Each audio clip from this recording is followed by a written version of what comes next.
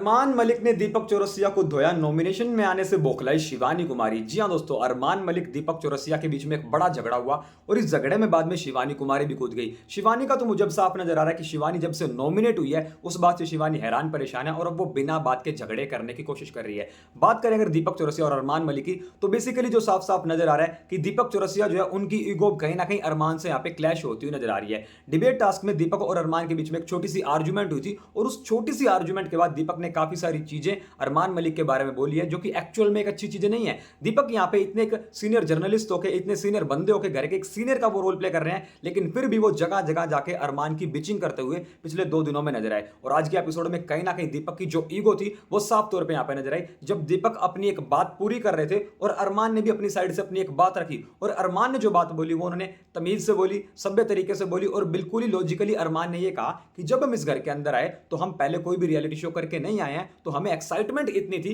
कि उसी चक्कर में हमने खाना देखा, खाना खा लिया, हमने दूध देखा, चाय बना ली और उसी लिए शायद राशन जल्दी खत्म हो गया। अरमान ने जो बोला उस बात में बिल्कुल भी कुछ भी गलती नहीं थी। अरमान ने अपनी बात को लॉजिकली बोला, आराम से बोला, समझाने के लिए बोला, लेकिन दीपक उस बात पे भी भड़क उठे और दीपक ने यहां पे ये तक बोल दिया कि ये और इसकी दोनों पत्नियां मुझे पोक करती हैं। दीपक यहां पे अरमान से एक बात कर रहे थे, एक नॉर्मल बात में उन्होंने अरमान की दोनों पत्नियों को इन्वॉल्व करा और उसके बाद ये बोला कि जब भी मैं कुछ बोलता हूं उसके बाद इस इंसान को अपनी टिप्पणी करनी होती है, जब भी मैं कुछ बोलता हूं इस इंसान को मुझे रोकना होता है। लेकिन यहां पे अरमान ने कोई भी गलत टिप्पणी नहीं करी थी, दीपक का मजाक नहीं उड़ाया था। अरमान ने बेसिकली अपनी साइड से अपना एक पॉइंट बोला था इस पूरे एपिसोड में और इस पूरी लड़ाई में अरमान मुझे काफी जबरदस्त यहां पे निकलते हुए नजर आए, क्योंकि दीपक ने जब अरमान से चिल्ला के बात करी, अरमान से जब उन्होंने बदतमीजी करी और काफी ज्यादा अनवांटेड चीजें बोली जो कि बोलने की जरूरत नहीं थी, तो अरमान ने उन्हीं के स्टाइल में, उन्हीं के तरीके से उन्हें रिप्लाई दिया जो कि बहुत ज्यादा जरूरी था। दीपक ने अरमान से लड़ते हुए अपनी आवाज को बहुत ज्यादा ऊंचा किया, जम के दीपक यहां पे चिल्लाए और दीपक ने अरमान को यह तक बोल दिया कि अगर आप जैसे लोग मुझसे मिलने आए